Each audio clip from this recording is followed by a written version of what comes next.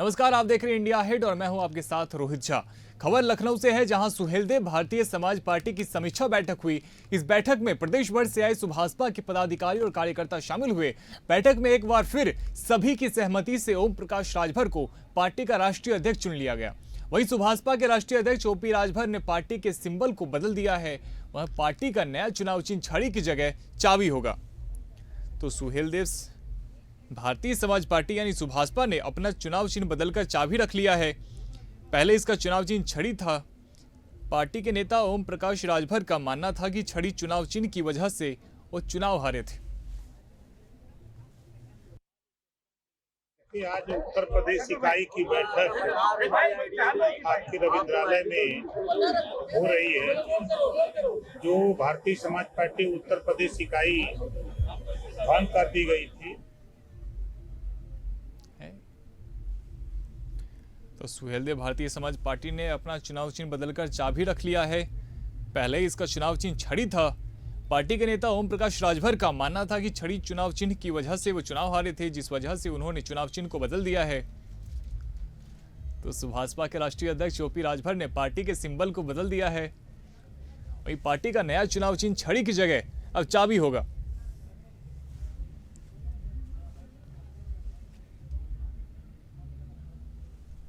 हमारे साथ संवाददाता जेवा खान जुड़ चुकी है। देखिए, जिस प्रकार से सुहेलदेव भारतीय समाज पार्टी ने अपना चुनाव चिन्ह बदल दिया है, इससे क्या बदलाव होने वाला है उनकी राजनीति में? देखिए, जो भारतीय जनता पार्टी के जो सुहेलदेव भारतीय समाज पार्टी के जो है, उन्होंने अपना चुनाव चिन्ह बदल दिया है। उनका कहना है कि चुनाव चिन्ह है वो पहले चाबी था, वो अब छड़ी कर दिया है, उसी की वजह से जो है वो चुनाव हारे, ऐसा उनका कहना है।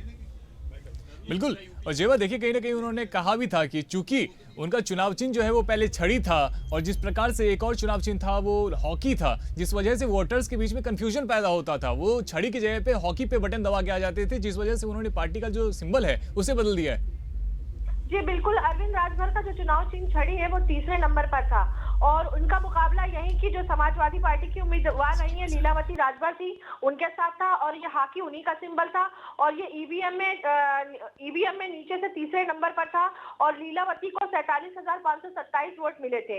और उनका कहना ये है कि इसी चिन्ह की वजह से जो है और लोगों को कंफ्यूजन हो रही थी, जिसकी वजह से ये जो है चिन्ह में तब्दीली उनको जो है करनी पड़ गई। तो जेवा, क्या लगता है चुनाव चिन्ह बदल देने से इनके वोट प्रतिशत में भी बढ़ावा होगा?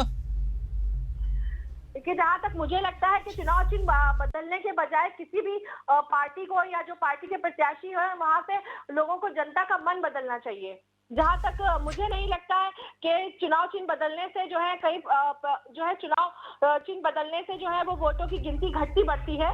और जहाँ तक है, ये बीजेपी नहीं है जहाँ पर लोग बीजेपी कमल को देख के वोट देते हैं और इस तरीके से तो नहीं। जहाँ पर तक है पार्टी के प्रत्याशी की बात है तो उनको अपना विकास कार्यों पे ध्यान देना चाहिए और जनता के दिल में जगह बनानी चाहिए। तो फिर इससे कोई फर्क नहीं पड़ता कि वो चुनाव चिन्ह चाबी हो या छड़ी हो। बिल्कुल, बहुत शुक्रिया जेवा आपका इस तमाम जानकारी के लिए। तो देखिए, ओपी राजभर फिर से राष्ट्रीय अध्यक्ष चुन लिए गए हैं और उन्होंने अपनी पार्टी का सिंबल जो है उसे बदल दिया है। पहले ये सिंबल छड़ी था, जिसे अब चाबी के रूप में बदल दिया गया है।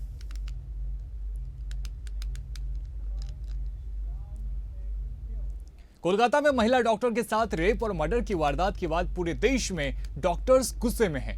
देश भर के कई राज्यों में आज घटना के विरोध में मेडिकल कॉलेजों और अस्पताल में हड़ताल भी की जा रही है। इसी कड़ी में लखनऊ में सरकारी रेजिडेंट डॉक्टर्स ने हड़ताल का विरोध किया। इस दौरान लखनऊ के मेडिकल अस्पताल में ओपीडी समेत सभी सेवाएं प्रभावित हुई और मरीजों को काफी परेशानी का सामना करना पड़ा। देश भर में डॉक्टर सुरक्षा और कोलकाता की पीड़ितों को न्याय देने की मांग कर रहे हैं।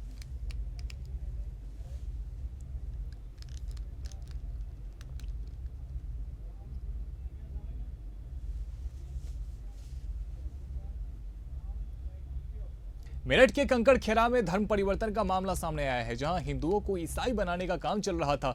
स्थानीय लोगों की सूचना पर कंकड़खेड़ा थाना पुलिस मौके पर पहुंची और कुछ लोगों को अरेस्ट किया। बताया जा रहा है कि यहां हर रविवार संडे प्रेयर होती थी। संडे प्रेयर के नाम पर हिंदुओं का धर्म परिवर्तन कराया जा रहा है। यह पूरा मामला कंकड़खेड़ा के वार्ड 38 खडौली में जाटव मंदिर के पास का है, जहां एक घर में धर्म परिवर्तन चलने का खुलासा हुआ है, जिसमें गांव के लोगों को एक व्यक्ति पहला फुसला कर बुलाता था।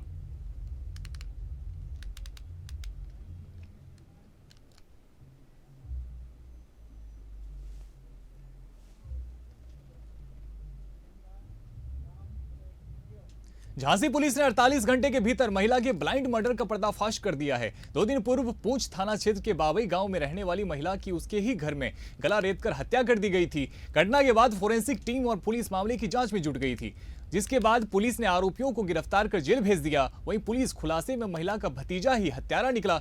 महिला उसे भिखारी और नाकारा जैसे शब्दों से जलील करती थी। इससे नाराज होकर भतीजे ने महिला का गला रेतकर मौत के घाट उतार दिया।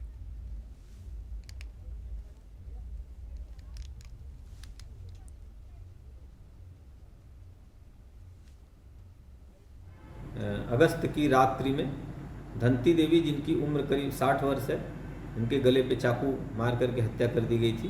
पुलिस को सूचना मिलते ही तत्काल इनका पंचायतनामा पोस्टमार्टम कराते हुए परिजनों की तहरीर पर बीएनएस की उचित धारा में अभियोग पंजीकृत कर लिया गया था। पुलिस अधीक्षक महोदय द्वारा टीमों का गठन किया गया था केस को वर्कआउट करने हेतु। आज थानाध्यक्ष पूछ की टीम के द्वारा अजय उर्फ अज्जू,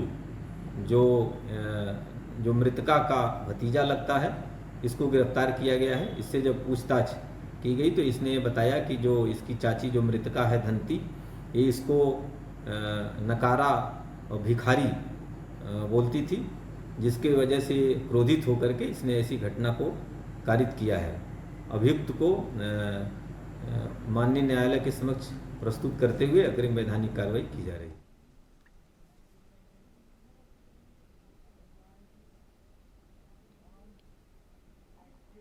अंबेडकर नगर में एडीएम और एएसपी की संयुक्त टीम ने एआरटीओ कार्यालय में छापेमारी की। मौके से एक दलाल को गिरफ्तार कर लिया गया है, बाकी अन्य लोग फरार हो गए। भ्रष्टाचार की सूचना मिलने पर एआरटीओ कार्यालय में छापेमारी मारी गई थी।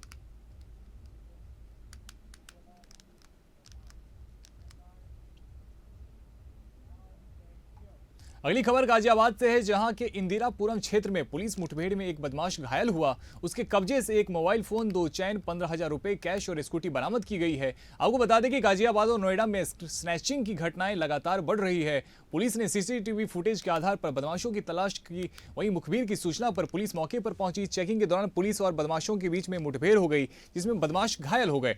आरोपी का नाम पुनीत सहरावत बताया जा रहा है। अब पुलिस आरोपी बदमाश से पूछताछ कर रही है।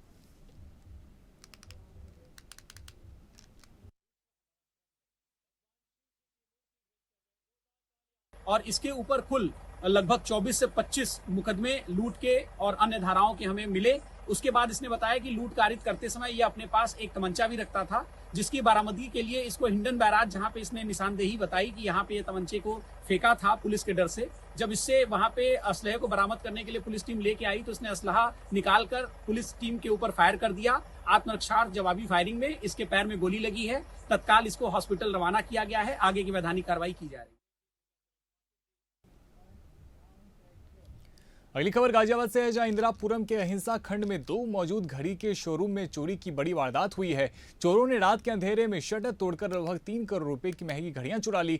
घटना का वीडियो शोरूम में लगे सीसीटीवी कैमरे में कैद हो गया। पुलिस मामले की जांच पड़ताल में जुटी हुई है। शोरूम के मालिक ने पुलिस को इसकी सूचना दी। वहीं पुलिस ने केस दर्ज कर जांच शुरू कर दी है। यह चोरी इंदिरापुरम के इस पॉश इलाके में हुई। पुलिस की सुरक्षा व्यवस्था पर अब सवाल खड़े हो रहे हैं।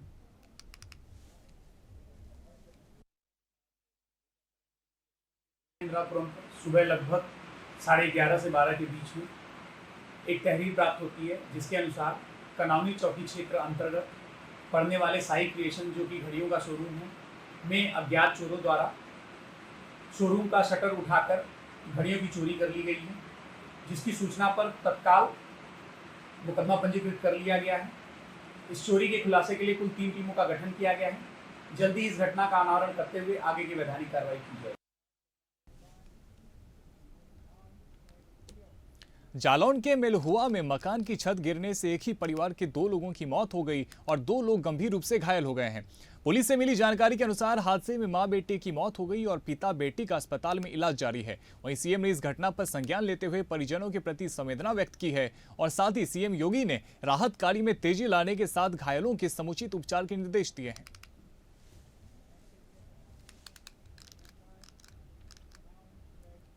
झांसी में पत्रकार भिखारी बनकर सड़कों पर दिखाई दिए। बता दें कि अवैध खनन की खबर से बौखलाए बीजेपी के गरौठा विधायक ने पत्रकारों को 250 करोड़ के नोटिस थमा दिए, जिससे नाराज पत्रकारों ने एकजुट होकर झांसी की सड़कों पर लोगों से विधायक को पैसे देने के लिए भीख मांगी और अपना विरोध प्रदर्शन जताया और कहा कि विधायक पत्रकारों से माफी मांगे, नहीं तो पत्रकार सड़कों पर आंदोलन करने को विवश हो जाएंगे।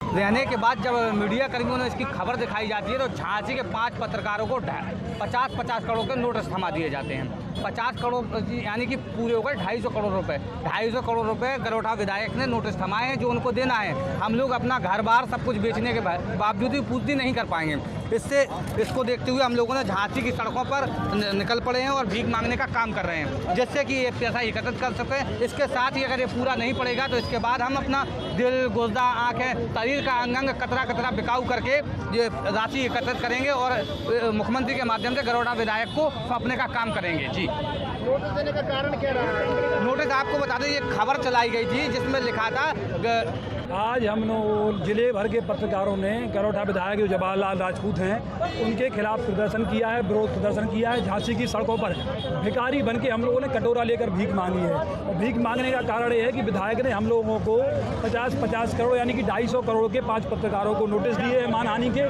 तो हम लोगों के पास वो पैसा नहीं है, इसीलिए हम लोग गरीब पत्रकार हैं, उतना पैसा नहीं है। किडनी भी बेच रहे, अपनी किडनी बिकाऊ कर दी है हम लोगों ने। तो अब हम लोग मांग की है आम जनता से, हम लोगों ने पैसे इकट्ठा करके। खबर मैनपुरी से है, जहां deputy CM Brajesh Pathak Karhal guest house पहुंचे, जहां उन्होंने स्वास्थ्य विभाग के कर्मचारियों से स्वास्थ्य सेवाओं की जानकारी ली और अस्पताल में पहुंचने वाले मरीज को समय पर इलाज के निर्देश दिए। वहीं उप मुख्यमंत्री ने समीक्षा बैठक में सभी विकास की योजनाओं को तत्काल पूरा करने के निर्देश दिए। अस्पतालों में पहुंचने वाले मरीजों को भगवान समझकर उनका उपचार करने के सीएमओ को निर्देश दिए। करहल विधानसभा समाजवादी पार्टी का गढ़ कहा जाता है। इसे लेकर पूछे गए सवाल पर उन्होंने कहा कि आजादी के बाद से सभी के गढ़ खत्म हो चुके हैं। अब जनता तय करती है कि कौन कहां से जीतेगा और कौन कहां से हारेगा। करहल विधानसभा के उपचुनाव में बीजेपी इस बार ऐतिहासिक जीत दर्ज करेगी। हम लोगों को लक्ष्य निर्धारित किए गए हैं कि पन्ना प्रमुख से लेकर मंडल तक सभी कार्यकर्ता पूरे मन से लग जाएं और हर हालत में करहल को इस बार विधानसभा का उपचुनाव जिताना है। बैठक हुई है जिसमें डिप्टी सीएम ने भाग लिया है, क्या क्या बताया गया, क्या क्या निर्देश दिए गए कार्यकर्ताओं को? हमारी संगठन की बैठक थी जिसमें डिप्टी सीएम साहब जी मुख्य अतिथि थे। तो संगठन की जो कार्यकारिणी का काम और बूथ से लेकर मंडल तक के सभी कार्यकर्ताओं को चुस्त और दुरुस्त करना और उपचुनाव में बहुत ही ताकत से जोश के साथ लगना और इस सीट को जीतना। बिजनौर के रावलहेड़ी फाटक के पास 28 कांवड़ियों के जत्थे में शामिल बाइक ट्रॉली में घुस गई। इस हादसे में बाइक सवार कांवड़ियों की दर्दनाक मौत हो गई। घटना की जानकारी मिलते ही मौके पर पहुंची पुलिस ने शव को कब्जे में लेकर पोस्टमार्टम के लिए भेज दिया।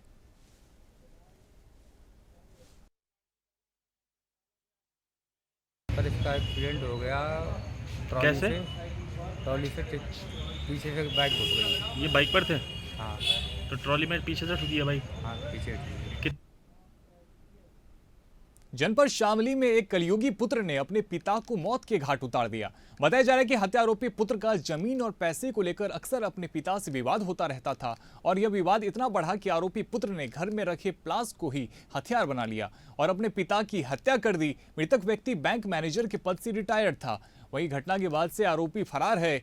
आस पड़ोस के लोगों की सूचना पर पुलिस मौके पर पहुंची और शव को कब्जे में लेकर आगे की कार्रवाई में जुट चुकी है। यह पूरा मामला आदर्श मंडी थाना क्षेत्र के कॉलोनी विवेक विहार का है। ये है विनोद गुप्ता, ये विवेक विहार थाना आदर्श मंडी का मोहल्ला है। यहाँ पे जो जानकारी प्राप्त हुई है, इनकी पत्नी ने एक तहरीर दी है थाने पे कि उनके पति को उनके ही पुत्र ने सुबह 6 बजे के आसपास ये पिलास होता है नुकीला, उसे सर पे 3-4 वार किए हैं जिससे उनकी मृत्यु हो गई है। फील्ड यूनिट से हम लोगों ने घटनास्थल का निरीक्षण कर लिया है। हम और क्षेत्राधिकारी घटनास्थल का निरीक्षण कर चुके हैं। मुकदमा पंजीकृत किया जा रहा है।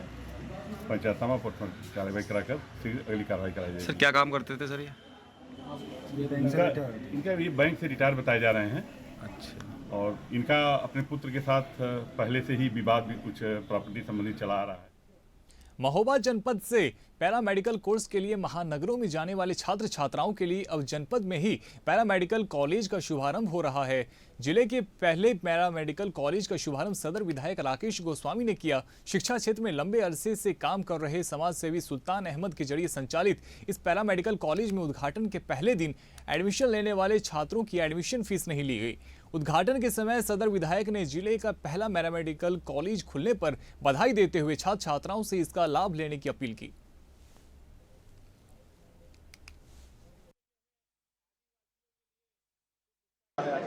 देखिए, ये हमारे जनपद का पहला पैरामेडिकल कॉलेज है। मैं इसके लिए सबसे पहले तो बधाई देना चाहूँगा सुल्तान भाई को कि जिन्होंने इतना बड़ा कदम उठाया है और हमारे जनपद को एक बहुत बड़ी सौगात दी है। ये बड़े सौभाग्य का विषय है कि अभी तक हमारे इसमें कॉलेज जनपद में कोई भी पैरामेडिकल कॉलेज नहीं था।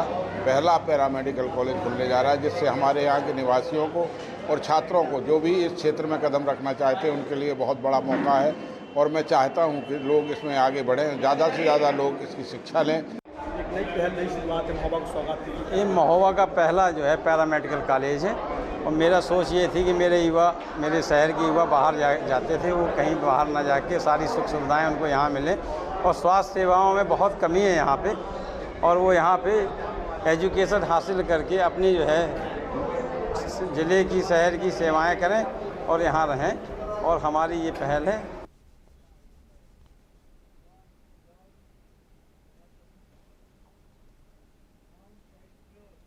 तो फिलहाल मेरे साथ इस बुलेटिन में इतना ही। देश और दुनिया की तमाम बड़ी खबरों के लिए आप देखते रहिए इंडिया हिट। धन्यवाद।